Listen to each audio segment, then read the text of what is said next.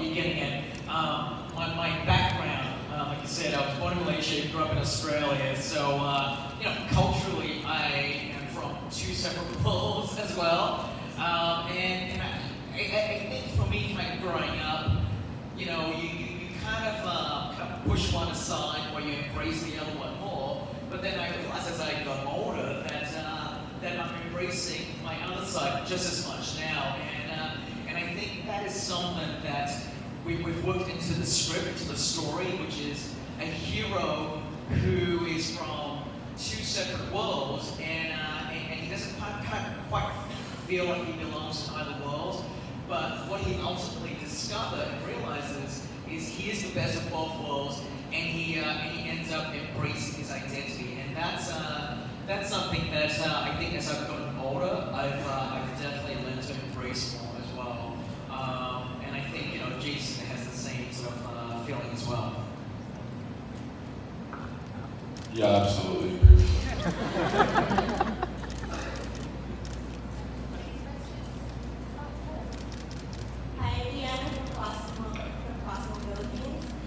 You directed a movie that tells a story about heroes, but also it's about family, love, crossing cultures. What's the one thing that you want people to remember going into the movie, and what's the one thing that you want them leaving within their hearts and in their heads when they leave the movie? I want them going in, thinking that they can come in here into this movie with a sense of excitement. I want them to enjoy the movie, go on this crazy fun ride, but I want them coming out of the movie realizing that the thematic message of the movie is something that's very important, and the message of, yes, as you pointed out, the message of family unity. The movie is about a guy who loves his dad, never got to know his mother, and so it's about like the completeness of that family unit,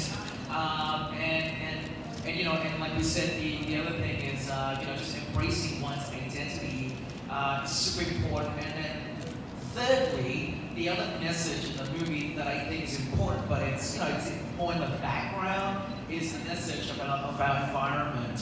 I think this is one of the few rare superheroes where the environmental sort of aspect of it is at the forefront. And I don't think you can make an Aquaman movie and not touch on the environmental message of it all. Yes.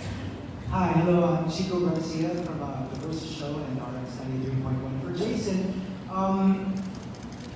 one of Arthur's biggest struggles is reconciling his two worlds, being half human and half Atlantean. Having experienced so many cultures yourself, descending from very different cultures, was this something you identified with, or was the journey smoother in your experience? I'd say they're pretty dead on similar. They were my upbringing was 100% two different worlds. One race and another race, and not a lot of culture except for that culture. So I can identify with it. I love both places very much. I'm surrounded by a bunch of people that love their home and never want to leave their home. I'm just one of those people that wanders. So it's I can totally understand it, and it's not necessary as an actor to need that, but it's really cool to play a superhero where sometimes I don't want to be the goody-goody or the baddie. This is something that I can relate to and pass down to children who may have, may come from single parents. It's really cool that they're, mixed race. It's neat to be the face of that, and it can come from that. So it's a perfect timing. Maybe it was meant to be. Who knows? All right, thank you very much. Chico, and then next. Hi, I'm Jocelyn. I'd like to ask Jason, while growing up in Hawaii, did you have a chance to become familiar with Filipino culture, and what did you learn about the Philippines? I mean, I think in Hawaii it's definitely a melting pot of a lot of different cultures, and the Philippines, there's definitely, my side of the island is very special and very unique characters. So I didn't get to experience 100% what it would be like being the Filipino family. Everyone is definitely a melting pot of that. So my experience is that my side, that native culture is a big blend of Chinese, Filipino, and Japanese descendants who have been many generations there, and Hawaiians and so forth. Zach from Westward. We have the same T-shirt. Yes. Mine has six Awesome. Great. I want to thank you guys first because you saw the film last night and it was awesome. It was awesome, right? It was so awesome. All right. This question for Miss Amber Heard. So you spoke about like how you were excited, and I know how excited you are to have like female figures, and the DCU is leading the charge for female superheroes. We had Wonder Woman, super awesome film, and then what I wanted to ask was what makes Mera, what sets Mera apart from other female superheroes? We have a female superhero coming out next year from the other studio, right? What sets Mera apart? I wish I could answer you better. The problem is there's like two, and that's the problem. There's it sets her apart. Just Mera is different only in the sense that, like Wonder Woman, she is empowered, strong, has her own narrative. In our story, Mera is the driving force for the whole story. She is what makes Arthur Aquaman. She not only allows him to and empowers him to realize his destiny, but she's really a driving force of the whole story. She figures everything out first, and she acts on that. And she acts on it with her will, strong will, a decisive force, and she is no damsel in distress. I just think we just need a lot more of those types of roles. Girls and boys alike need so much more to look at when they're growing up. So many more heroes to admire. He has a daughter. It's like to think that she has two other babies to look up to in terms of superhero. Well, in DC, there's Wonder Woman, Queen and Lana, and myself. But we need a lot more, and I'm really happy to be part of the change. Yeah, they're leading in DC, but it's really cool what's happening, what Panther did. You got Captain Marvel coming out, which is going to be phenomenal for the girls. So there's a lot of, I think everything's shifting that way, so it's good.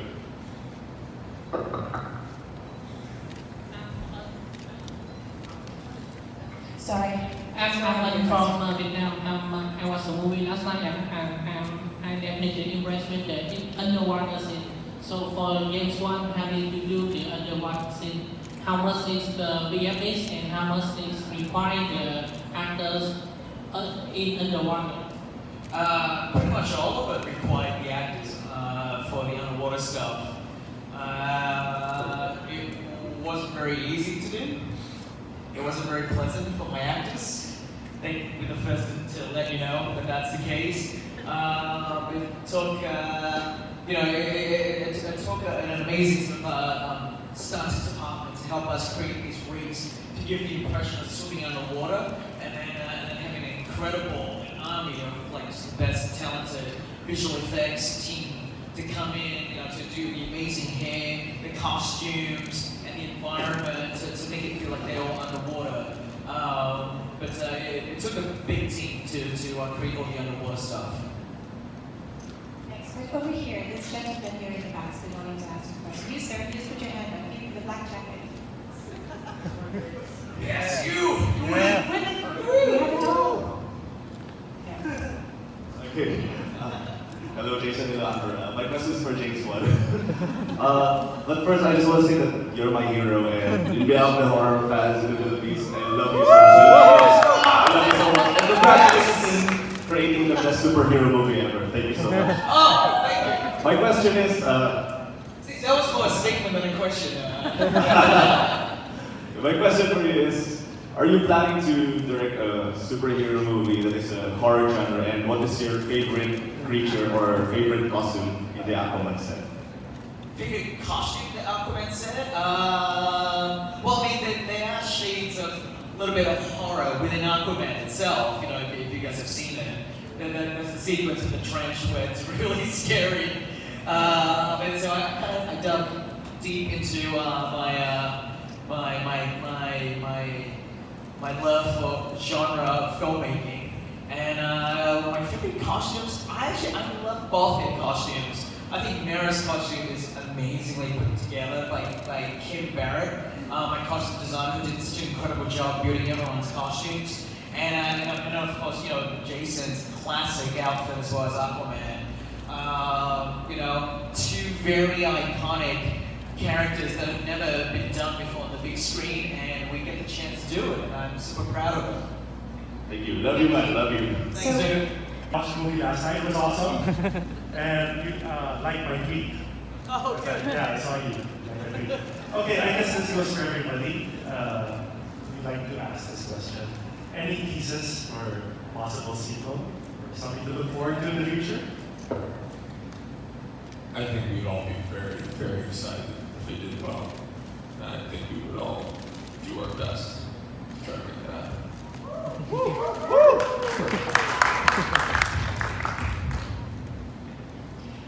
Well, there we go, ladies and gentlemen. On that, we will wrap up our press con. So this will be our last photo. So